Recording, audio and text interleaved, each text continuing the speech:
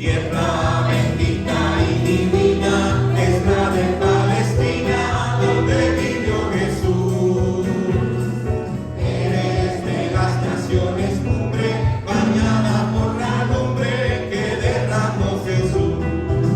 Eres la historia inolvidable, porque en su seno se derramó la sangre, preciosa sangre del unigénito Hijo de Dios.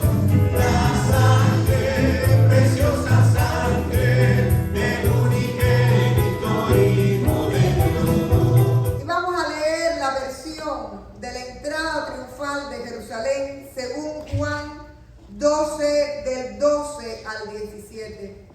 Leemos en el nombre del Padre, del Hijo y del Espíritu Santo. El día siguiente, muchos de los que habían ido a la fiesta se enteraron de que Jesús se dirigía a Jerusalén. Tomaron ramas de palma y salieron a recibirlo mientras gritaban a voz en cuello: Hosanna, bendito el que viene en el nombre del Señor, bendito el Rey de Israel. Jesús encontró un burrito y se montó en él, como dice la Escritura. No temas, oh hija de Simón, mira que ahí viene tu rey montado sobre un burrito. Al principio, sus discípulos no entendieron lo que sucedía. Solo después de que Jesús fue glorificado se dieron cuenta de que se había cumplido en él lo que de él ya estaba escrito. La gente que había estado con Jesús cuando él llamó a Lázaro del sepulcro y lo resucitó de entre los muertos, seguían difundiendo la noticia. Muchos de los que se habían enterado de la señal milagrosa realizada por Jesús salían a su encuentro. Por eso los fariseos comentaban entre sí: como pueden ver, así no hemos logrado nada. Miren cómo lo sigue el mundo. Vamos a orar, esto es palabra de Dios. Hermanos, en esta mañana hemos leído el pasaje que casi nunca se usa en un domingo como hoy de Juan, porque realmente el Evangelio de Juan es el que narra este día con menos detalles y de forma más general. Ahí hay un grito y hay una palabra que es importante que entendamos antes de adentrarnos, que es la palabra Hosanna. Y Hosanna era un grito de júbilo, pero a la misma vez un clamor. La palabra Hosanna significaba sálvanos. Y si ustedes se dan cuenta, en esta descripción, ellos están viendo a Jesús como el Rey de los judíos. Y el grito unánime es: Señor, sálvanos. Y yo pregunto si todavía hoy no tenemos que gritar Hosanna. No solo porque estamos recibiendo al Señor, sino porque reconocemos la necesidad que tenemos como el mundo y como sociedad de ser salvados por el Señor. Así que una vez más decimos: Hosanna, Señor, bendito el que ha venido en el nombre del Señor. La Semana Santa o Semana Mayor, alguien me preguntó esta semana, ¿por qué cambia de fechas? La Semana Santa se celebra la misma semana que los judíos celebran la fiesta de la Pascua.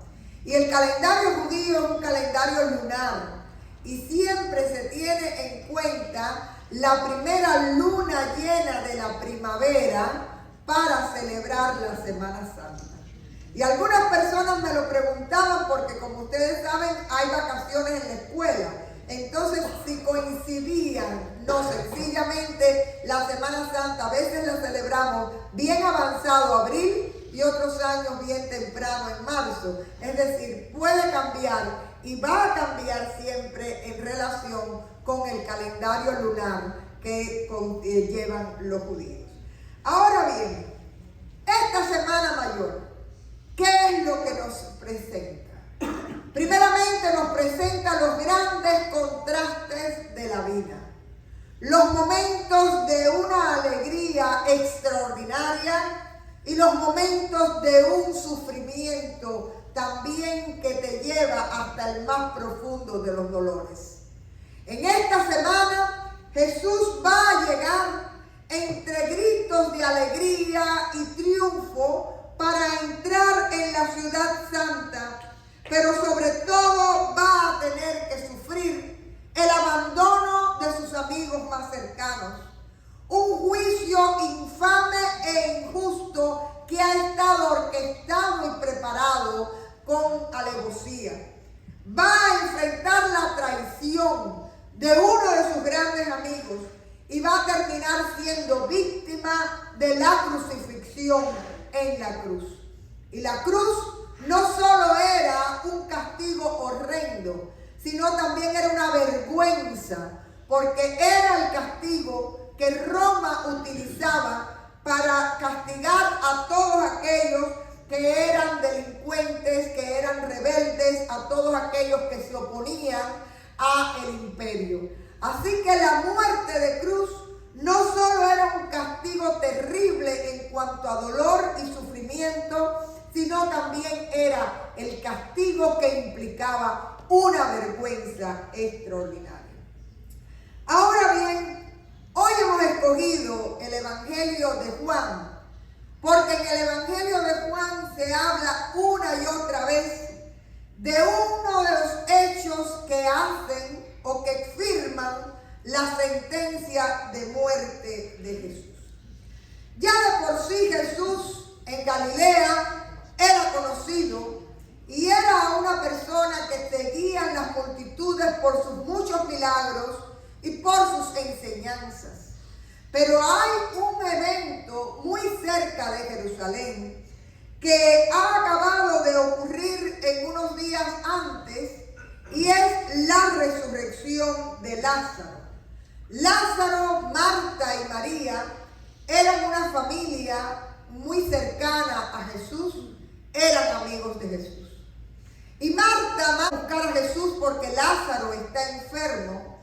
Y Jesús se toma su tiempo y cuando llega, él mismo lo dice, vamos porque esta enfermedad es para que Dios sea glorificado. Ahora nosotros estamos acostumbrados a leer la historia y como que ya conocemos el final y nos es familiar. Pero hermanos, yo quiero que ustedes piensen en un pueblo pequeño donde hay una familia que ha enterrado a uno de los suyos y que llegue el amigo, llore, ore y aquel hombre vuelva a la vida, es decir, sea resucitado. Hermanos, eso no había quien lo callara. Esa grandeza de poder que tuvo Jesús, que incluso venció el poder de la muerte en la vida de Lázaro, era algo que se repetía una y otra vez. Y ustedes ven ahí en el verso 17, dice, la gente que había estado con Jesús cuando él llamó a Lázaro del sepulcro y lo resucitó de entre los muertos, seguía difundiendo la noticia. Porque cuando Dios hace algo lindo y extraordinario en tu vida, no te puedes quedar callado. Amén. Hay que difundir la noticia y tu espíritu te lo pide. Tú necesitas proclamar la grandeza y el señorío y la fidelidad de Dios en tu vida. Hoy escuchamos el testimonio de Areo, que dice, el otro salió quemado y a mí no me pasó nada, porque la gloria es para el Señor. Y nosotros tenemos que aprender a ver al Cristo resucitado de poder y activo en nuestra vida y en nuestro día a día. Y tenemos que saber lo importante que es difundir esa noticia. Yo tengo un Dios de poder, un Dios vivo, un Dios que me acompaña y del cual tengo mucho que contar, porque es un Dios que nunca me ha faltado y que siempre ha estado conmigo. ¿Cuántos dan la gloria al Señor? Porque usted y yo somos testigos.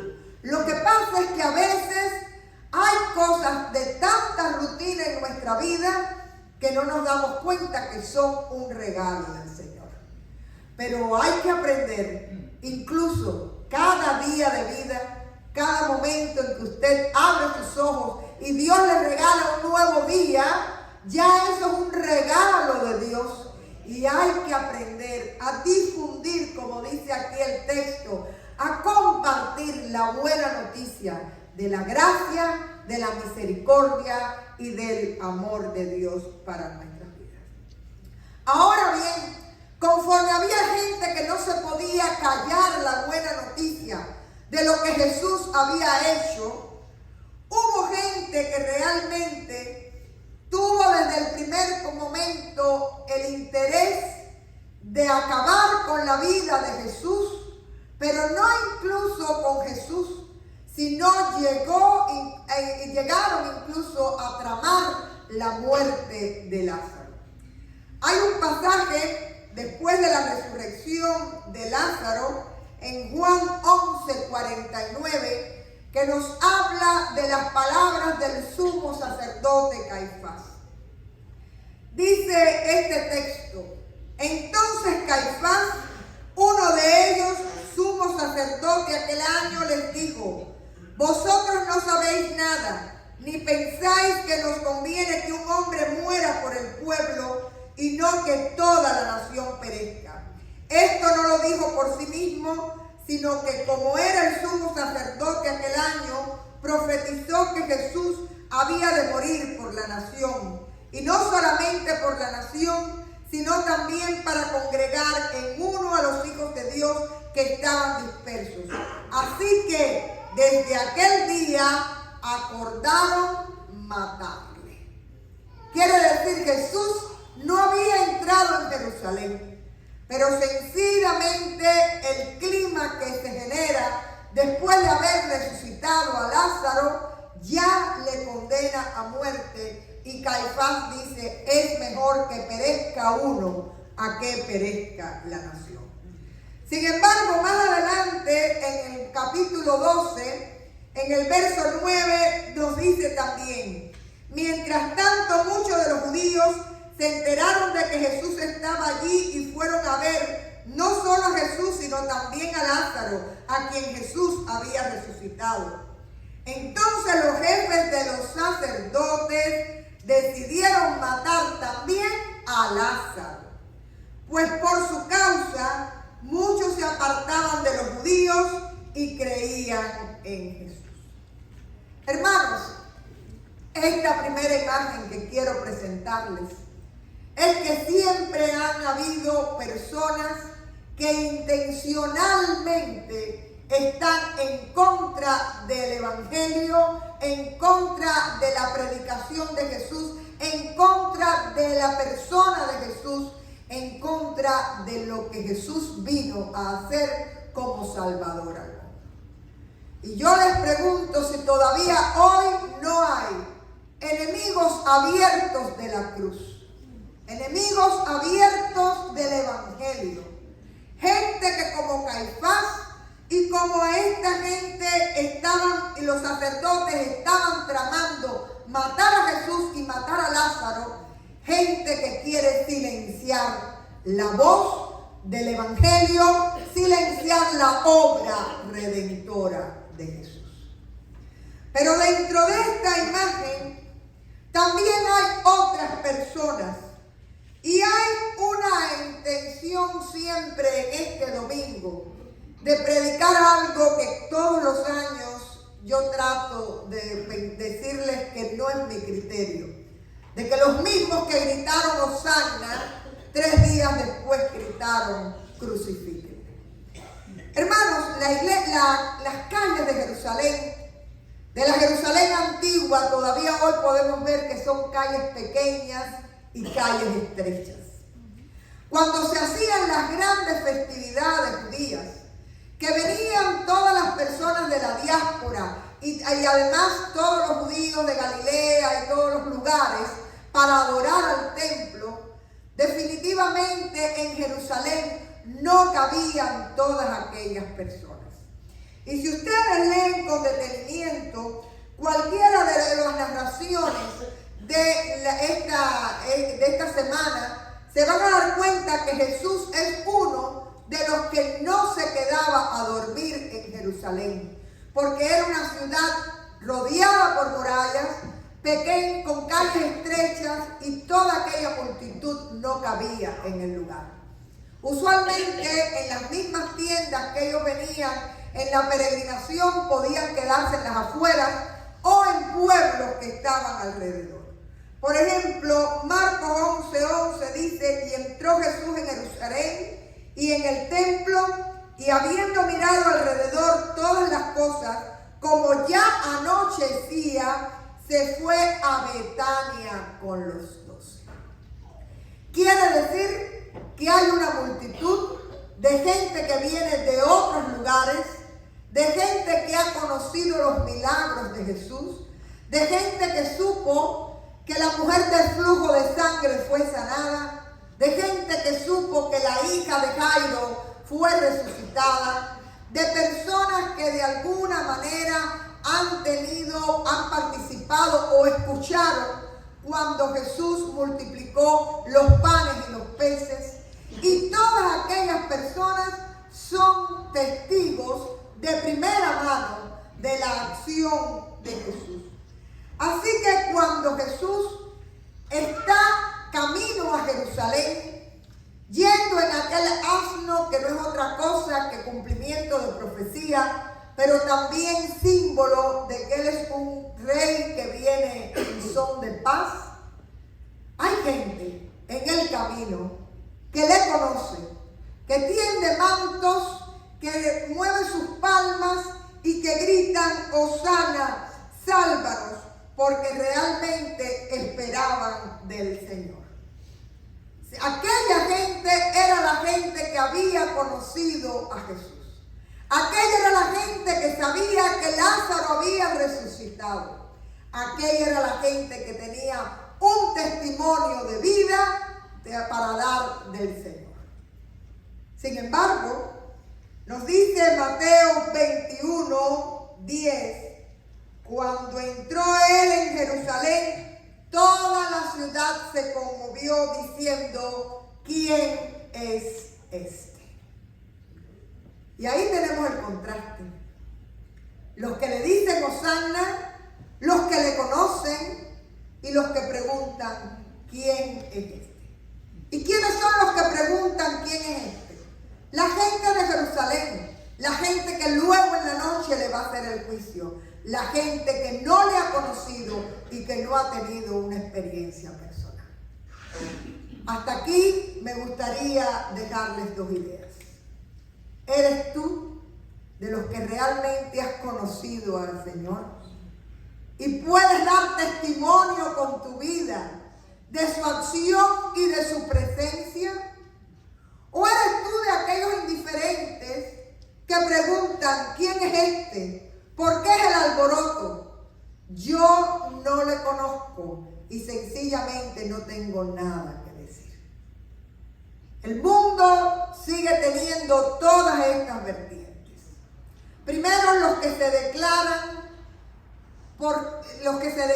desde el primer momento enemigos de la cruz y enemigos de Jesús. Segundo, aquellos que podemos dar testimonio de la obra de Cristo en nuestras vidas. Y que tristemente, en vez de proclamarlo, muchas veces estamos en silencio, en medio de una sociedad que necesita nuestro testimonio. Pero hay un tercer grupo, el grupo de los indiferentes, el grupo de los que no conocen, el grupo de los que se van cuando realmente la balanza se mueve para el lugar que vaya a ir. Porque aquella gente estaba en la entrada de Jerusalén mientras había fiesta y hosana, pero esa gente fueron las que también estuvieron allí en la noche, en el patio de Poncio Pilato, enjuiciando a Jesús. Así que, hermanos, este es un día realmente de fiesta. Este es un día que nos recuerda la importancia de darle la entrada al Señor.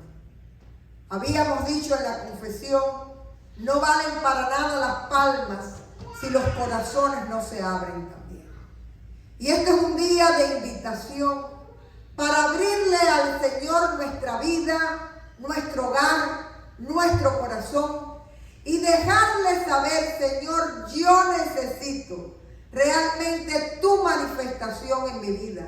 Yo necesito poder contar tus maravillas y tener memoria de tu fidelidad. Porque realmente, si usted está aquí en esta mañana, es porque de alguna manera ha sido tocado por el Santo Espíritu de Dios. Porque realmente el Señor le ha escogido y porque el Señor tiene para usted bendición y vida eterna. Esta semana de grandes contrastes, donde hay un grupo de gente que grita Hosanna y donde va a haber otro grupo que va a gritar crucifíquenle, nos recuerda una vez más, primeramente, el amor tan grande de nuestro Señor. Él entró a Jerusalén y entró sabiendo que era el final y sabiendo, dice, que su espíritu estaba en agonía. Pero sobre todo, hay una frase con la que termina Juan que me gustaría rescatar y que nunca se oye cuando predicamos este domingo. Dice que los fariseos comentaban, como pueden ver, estoy en el verso 19, así no hemos logrado nada, miren cómo lo sigue todo el mundo. Y yo les pregunto, hermanos, ¿cuándo será el día en que esto será realidad en medio nuestro? Que todo el mundo pueda seguir a Jesús. Esa es la esperanza cristiana que tenemos, que toda rodilla se doble y confiese que Jesucristo es el Señor. Esa es la solución para nuestras vidas y para nuestros tiempos, que realmente el mundo siga tras Jesús, el mundo le siga y no haya otra cosa que pueda quitarle a la gente realmente el sentido de la cruz, que no haya orgullo, que no haya avaricia, que no haya dominio propio, sino sencillamente estemos supeditados a la voluntad del Señor y que el mundo pueda seguirle a Él. En resumen, hoy hemos visto algunas ideas generales. Primeramente, seguimos pidiéndole al Señor, Hosanna, sálvanos, Señor. Segundo, frente al Señor van siempre a haber distintas posturas. Los que están en contra, los que son testigos fieles y los que son indiferentes y cambian con la marea de los tiempos. Que Dios nos libre de ser ese tipo de personas y que podamos ser el pueblo que testifique de la obra de Jesús en nuestras vidas. Pero por último, me gustaría, como una promesa de parte de Dios, que podamos algún día entender que el tiempo final es este, que toda rodilla se doble y reconozca que Jesucristo es el Señor. Que las multitudes se puedan agolpar siguiendo a Jesús y que nos demos cuenta que nuestra vida solo se completa cuando el Señor pone su presencia en nuestro corazón. De lo contrario, vamos a estar siempre insatisfechos, siempre buscando, siempre con falta de paz, porque en nuestra forma de haber sido creados necesitamos el sello del Espíritu de Dios, la presencia de Dios en nuestro corazón. Que podamos esta semana una vez más decir, Hosanna, bendito el que viene en el nombre del Señor, y que abramos las puertas de nuestro corazón y de nuestra vida para darle entrada. Dios les bendiga. Vamos.